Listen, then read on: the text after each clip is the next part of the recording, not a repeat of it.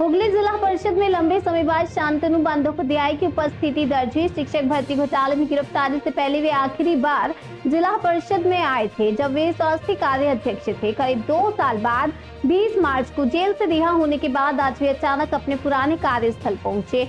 उन्होंने बताया कि उनके ब्लॉक बलागढ़ में कुछ परियोजनाएं होनी थी लेकिन पूरी नहीं हो सकी। बलागढ़ में इलेक्ट्रिक चूल्हे की योजना शुरू हुई लेकिन पूरी नहीं हो पाई।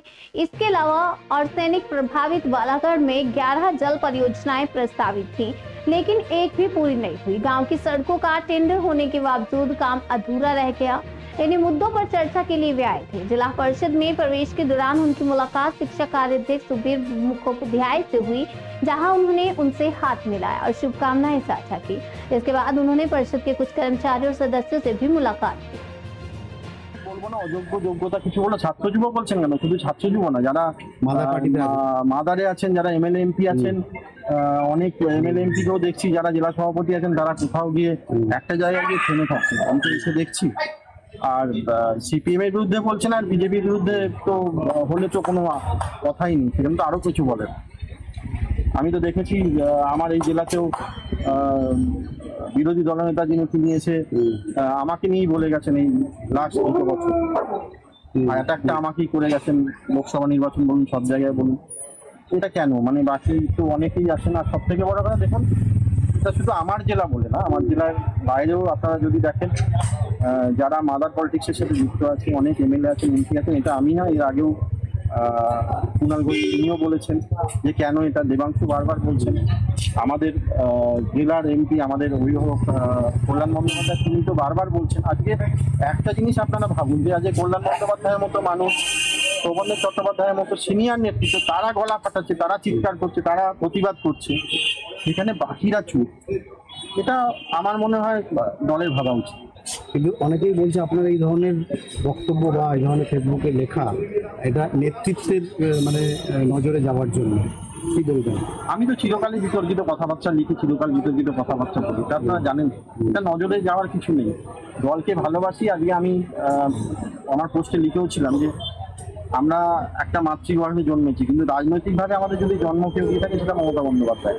আজকে সেই জন্মদাত্রী মায়ের যখন অপমান হচ্ছে, সেখানে সেটা একটা প্রতিবাদ হচ্ছে না, সেখানে আমরা চুপচাপ বসে আছি। পার্টি অফিসে 10টা লোক নিয়ে বসে আছি, কিন্তু পার্টি অফিসে যে ছবিটা পেছনে আছে, যার জন্য 10টা লোক আমার কাছে যাচ্ছে, 50টা লোক আমার কাছে গিয়ে কাজের জন্য যাচ্ছে যে আমাকে একটু এটা হেল্প করো, ওটা হেল্প করো, এইটা করো, সেটা কিন্তু ওই ছবিটা কালকে আমি চ্যালেঞ্জ করে বললাম, তৃণমূলের যে কোনো লিডার, সে যত বড় মাপের লিডারই হোক না কেন, তিনি ওই ছবিটা সরিয়ে দিয়ে কালকে একটা অফিস খুলে বসুন, দেখুন চলে যাবেন।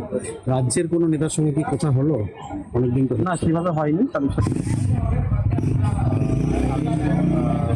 আমার নেতা উত্তম বন্দ্যোপাধ্যায়ের সাথে যোগাযোগ করার চেষ্টা করবো।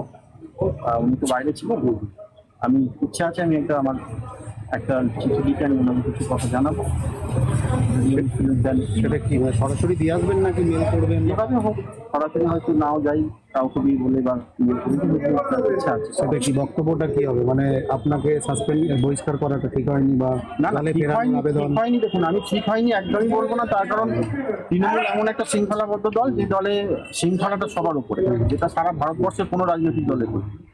আমার বিরুদ্ধে অভিযোগ এসছে, আমাকে বহিষ্কার করেছে বা সাসপেন্ড করেছে, এটা কোনো ম্যাটার করে না। কিন্তু আজকে দেখুন, আমি অভিযুক্ত আছি, কিন্তু আমার বিরুদ্ধে অভিযোগ এখনো প্রমাণ হয়নি।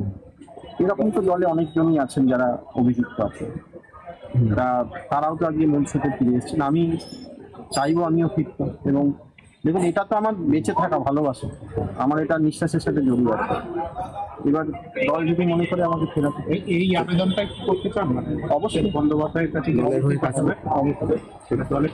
বন্দ্যোপাধ্যায়ের কাছে কিছু কথা, আমার নিজের মনের কথা, কিছু কষ্টের কথা, সেগুলো আমি তার সাথে শেয়ার করতে চাই, করবো। মানে ফিক্সেশন বলে আবেদন করবো অবশ্যই। আচ্ছা, প্রথমে তো বলাগড়ের বার্নিং হার নিয়ে বলি। এটা আমরা ডিপার্টমেন্টাল থেকে প্রপোজাল পাঠিয়েছিলাম, সেখান থেকে একটা মোটামুটি একটা সদুত্তর আমাদের এসেছে।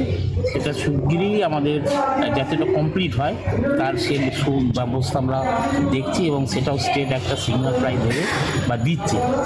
আর এগুলো আর্সেনিক মুক্ত যে আমাদের যে টিউবওয়েলগুলো, পানীয় জলের যে ব্যবস্থা, সেটা আমরা সেখানে আমরা দেখছি, সবার সাথে তো আলোচনা করছি, কারণ বড়ঘাট তো আর্সেনিক কবলিত এলাকা, সেখানে চিন্তা ভাবনা করে আমাদের প্রকল্পটা নিয়ে যেতে হবে, আমরা সেদিকে আমাদের নজর দিয়েছি।